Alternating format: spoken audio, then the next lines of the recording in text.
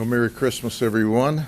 We're here on the eve of Christmas Eve, and our third press conference today, or this week. Seems like today. It's one solid, continuous day for me. But we want to talk about something that is very important to community, to the people who live in different communities. And we're going to talk about Fort Meade today. If you have ever had the honor and the privilege of visiting or living in Fort Meade, you know that it is a remarkable small community, small town in the south end of Polk County. And it's where right is always right and wrong is always wrong and wrong is never right. And it's a great town where everybody knows everybody. And in this community, I had people come to me and say, hey, we've got a problem. We've got a problem with the street sale of drugs. Now, we call this quality of life issues. And quite frankly, the big cities across this nation have totally ignored quality of life.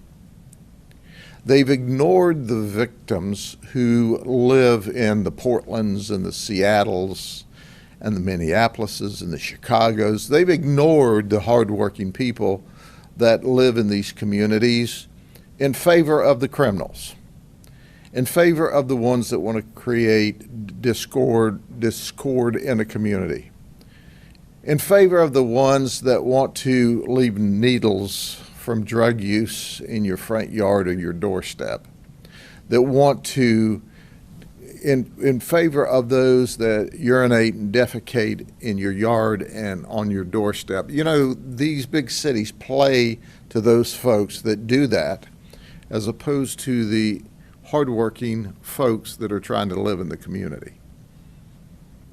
Well, we don't do that here.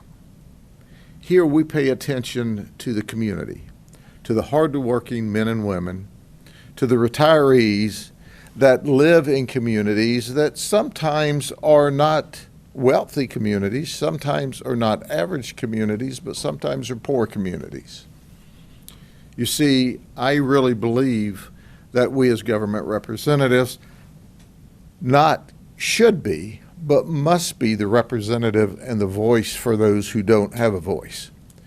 And when the good, hardworking, God-fearing people that live in poor communities say, we can't pull out of our driveway for drug sales, we can't sit on our front porch for the way we're treated by drug dealers and drug customers, we're going to do our best to get that in check. Our undercover detectives moved into this community, and we arrested a whole lot of people. And I'm going to give you some snapshots today of the kind of criminals that roam around and take advantage of or prey on people in poor communities or lower socioeconomic communities all across this nation, and are allowed to do that. Sometimes they're encouraged to do it by the lack of conduct or by their local authorities. Not so here. There's not going to be a street in Polk County where it's not safe to let your children play, where it's not safe to walk at night. We're going to make sure that it's always safe for the children to play in the open fields and in the yards. We're going to make sure it's always safe for folks to walk their dogs and visit with neighbors. But you have to keep people like this in check. So let me introduce you to Larry Darnell.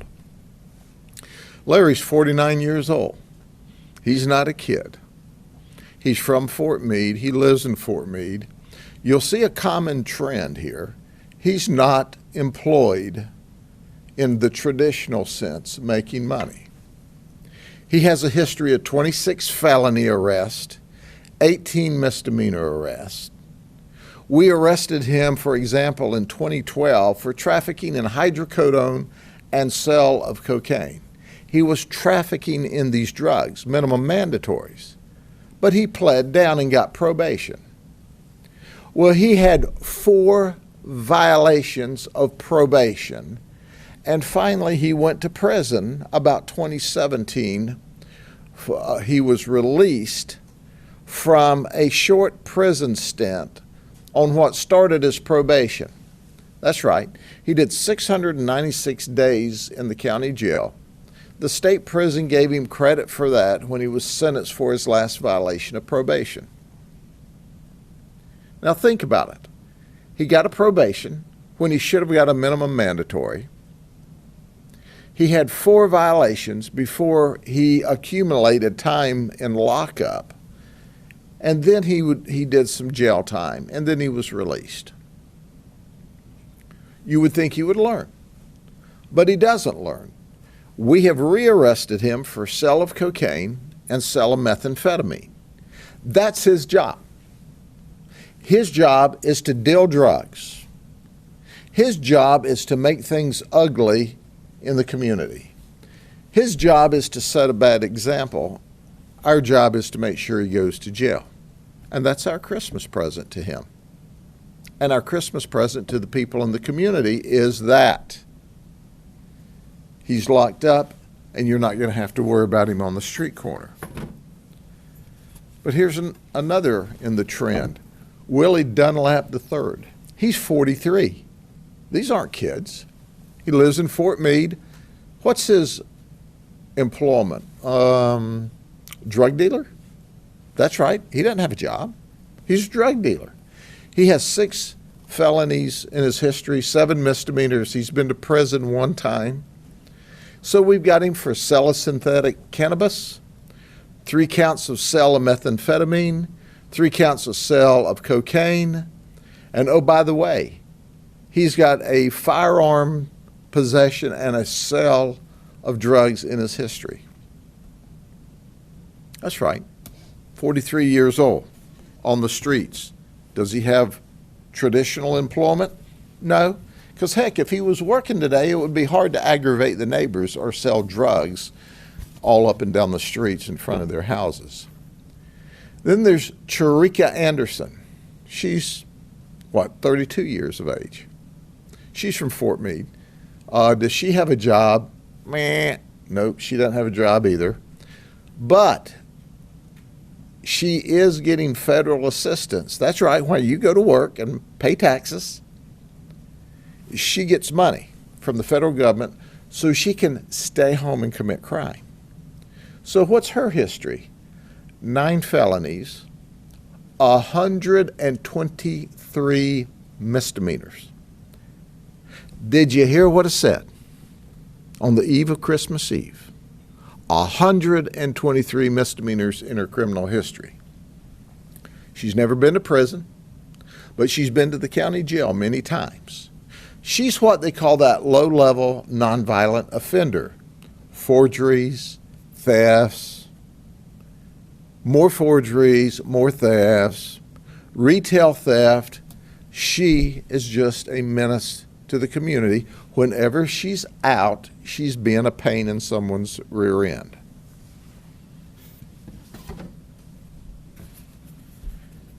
Then there's Larry Criswell. On the 31st of December, he'll be 40. He's 39. Once again, no kids. Where does he work? He doesn't work. You see, but he gets federal assistance. So he can sit at home in Fort Meade and sell drugs. History, 15 felonies, 17 misdemeanors. He did 16 years in prison for DUI manslaughter. And he was released in November of 2019. That's right. And we arrested him less than a year later for 3 counts of sale of meth and 1 count sale of alprazolam. That's right. How much did that teach him? Didn't teach him anything. Gets out, doesn't work, been in prison for 16 years, taking his federal assistance and selling drugs in the neighborhood.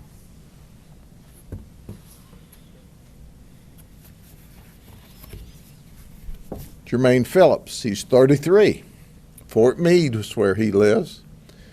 He claims that he works for a transport company moving people to private appointments. He's got 5 felonies, 8 misdemeanors.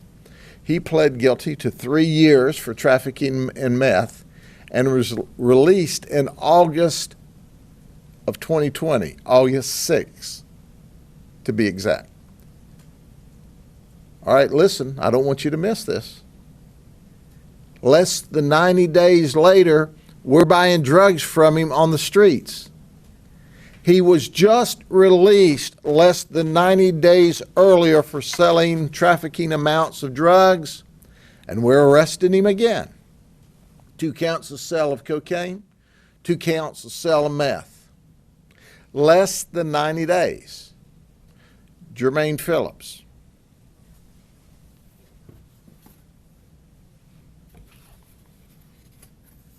And then there's Dwayne Reynolds. He's 52. Fort Meade. Where does he work? Nah. Doesn't work. He receives federal assistance, EBT, so that he can stay at home and be arrested for, in this case, possession. Oh, but let's look at his criminal history. 59 felony charges, 5 misdemeanors. He's been to state prison 5 times going back to 1987. He was last released from state prison 18 months ago, and he's in possession of drugs again.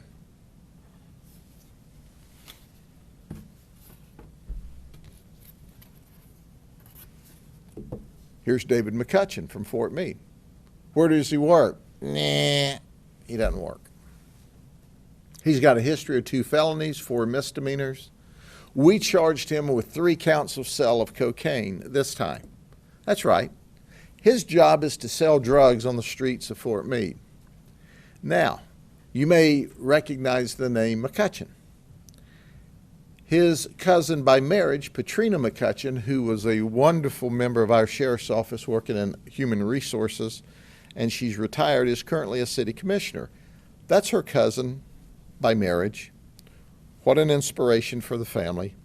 You've managed to embarrass your cousin by marriage, Patrina. You've managed to embarrass the McCutcheon family, which is a wonderful name and a wonderful family in Fort Meade. Many of them are my dear friends. But you don't work, you sell drugs. Of all the cases that our detectives made, I was surprised we found all but one of them. This is the dude we want. Andrus Grace, or Andrus Grace, or just Mr. Grace. He's 35. He claims he washes washes cars for a job. He's from Fort Meade. He goes by the nickname of Kojo. He's hiding from us. And that terribly disturbs us. It crushes our heart. We're trying to give him a Christmas present by locking him up in the county jail, and he's being elusive. Because, you know, we want him for sale of cocaine. He's got a history of 4 felonies, 5 misdemeanors. But here's my Christmas present to you. If you know where Mr. Grace is, Andrus, if you dial Crime Stoppers 1-800-226-TIPS, we'll give you cash money. Cash money, okay? And he goes to jail for Christmas. What a perfect solution. He gets locked up like he should. But let me focus just a minute. There are people all around the country and legislators in Florida saying these are low-level, nonviolent crimes, and we shouldn't even arrest people for this. Ladies and gentlemen, you're forgetting who your audience is. Your audience are the good, hard-working people that need to be left alone, that need to be able to allow their children to play in the streets without watching these guys that I've pointed out sell drugs on the streets.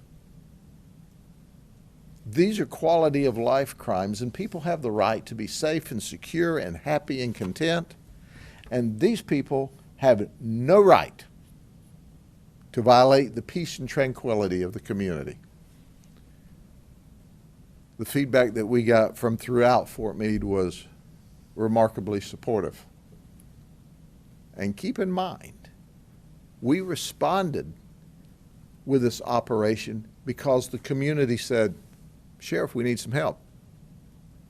We got some streets where we can't play, where it's not safe to have our kids out because of these people with a long history of ignoring the law.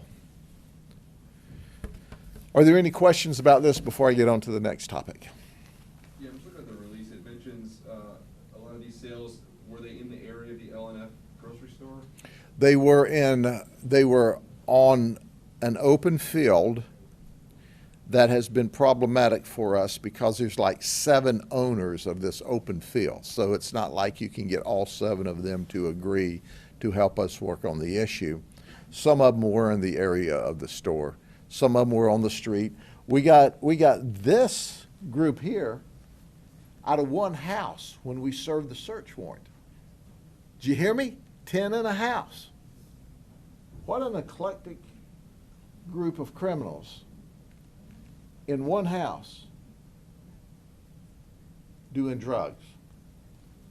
So this wasn't, just to be clear though, this wasn't like a official drug ring per se, just a lot of low, I don't know, so low level people selling drugs. These are street level drug dealers. This is not an organized criminal enterprise with a head of the organization. They were all, what would you call them, self-motivated entrepreneurs in the criminal drug trade.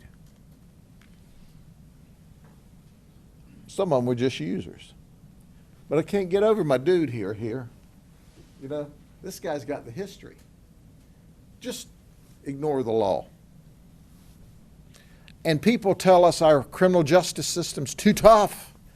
It's not forgiving enough. Well, there's your sign. I would suggest that, one, we should have a forgiving criminal justice system, but not 159 times or 139 times or 57 times. But how much more forgiving do you want to make it than these folks have enjoyed a very forgiving criminal justice system? You all with the idea that we need to decriminalize, let these people hang out and create problems, y'all pack your stuff and go to Portland if you want to live like that. Because they seem to like it out there.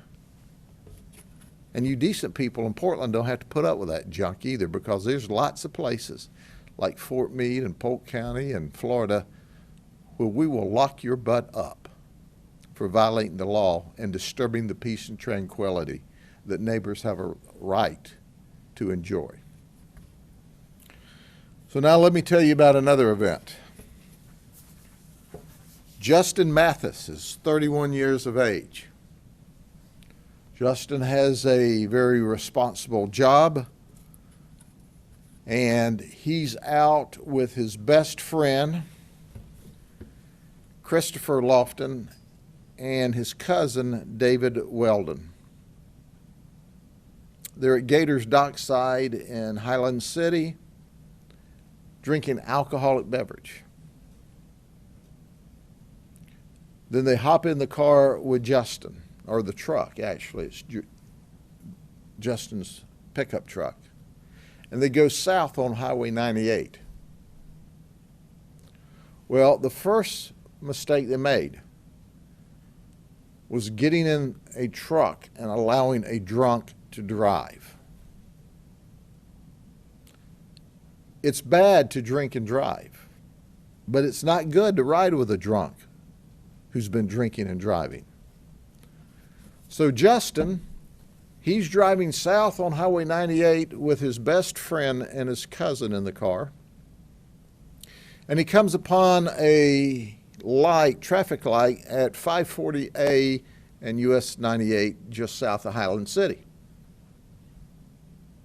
The light has just turned green and a semi-truck has just started to move south. Before that semi can even clear the intersection, Justin rams into the rear end of it at highway speeds.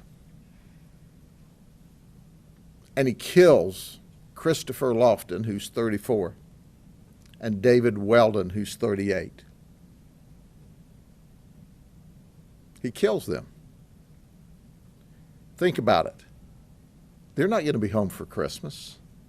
They're not going to be with their family and friends. Not this year, not ever.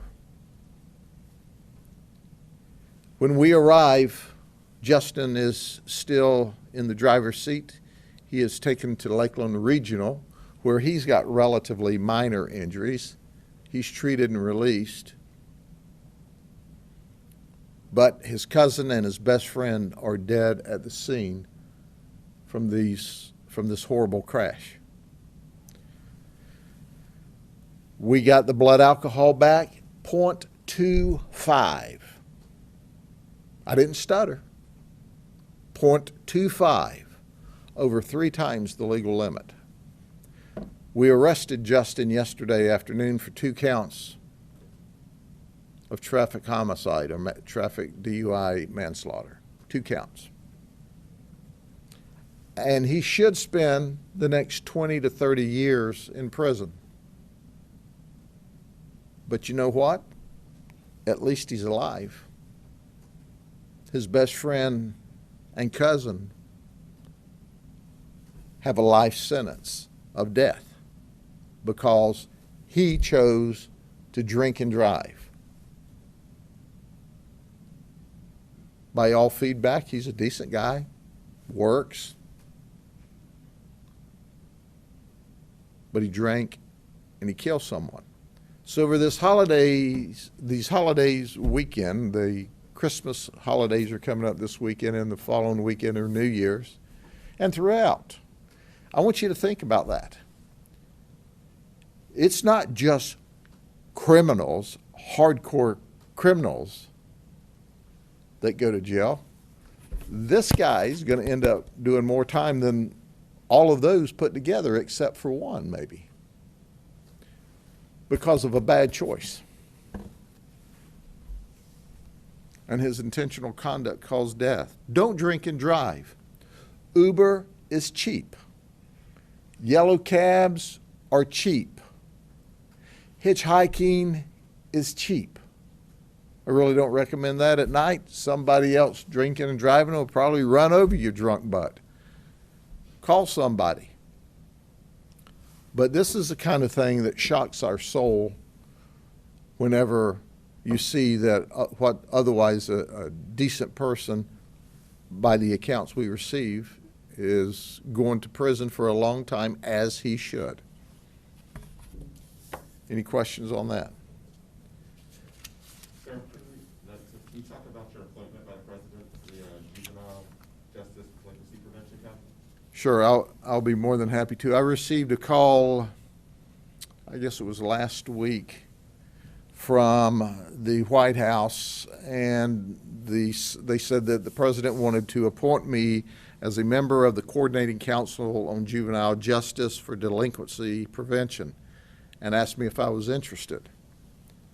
And I said, certainly I'm interested. Is this good to like January 20th when the new president takes office? And they said, no, it's a 3-year appointment, and it's a presidential appointment, and I said, well, you know, I would be honored to serve. And the reason for that is we give advice and counsel at the highest level that can affect juvenile justice and crime prevention programs across the nation, among other topics. One of my favorite topics that we're all bought into here is protecting children from being bought, sold, trafficked. And I see it as an opportunity to provide significant input. It is an honor of the highest magnitude to receive a presidential appointment. I mean, how many people in the United States out of 320 million ever receive a presidential appointment? And when you can be on an advisory council where you can make positive differences in the lives of people all across the United States, that's a true honor. I think we're failing the juveniles across this country with our lack of structured programs to correct behavior. And I'm really excited to be able to provide my opinion once again. I was up there the last 2 years and as the president of the major county sheriffs, but I'm real excited to go up there and be able to provide my expertise as I've developed over 4 decades plus of working in law enforcement to look out for the best interest of children, victims and suspects, and to look out for those children who are abused and neglected. So it's exciting. I anticipate before the 3 years is over, Congress may be saying, go on recess, he's on the way up here again. Because I got lots to tell them, to the ones that listen and the ones that don't. The difference in me and some of them, they're going to get up there and, roll around and talk nice stuff and, oh, whatever you want, whatever you want. I'm going to get up there and tell them the truth. Because the truth will set you free. And sometimes the truth hurts. But you don't make change by getting up there and kissing butt. You make change by being concerned with the children on the ground that need services. And it gets filtered so bad, from my experience, by the time it gets to D.C., that those in a management position aren't hearing the truth. They're about to hear it. So I appreciate the president putting me in this position. I hope that I can help make a positive change or positive influence in the way we deal with juveniles, both as victims and as suspects. Because, quite frankly, juveniles who commit crime, we need to figure them out and put them on the right path so they live a productive, happy life. We don't want them tangled up in this criminal justice system. But we've got to do right things for them when their parents have not done right things for them.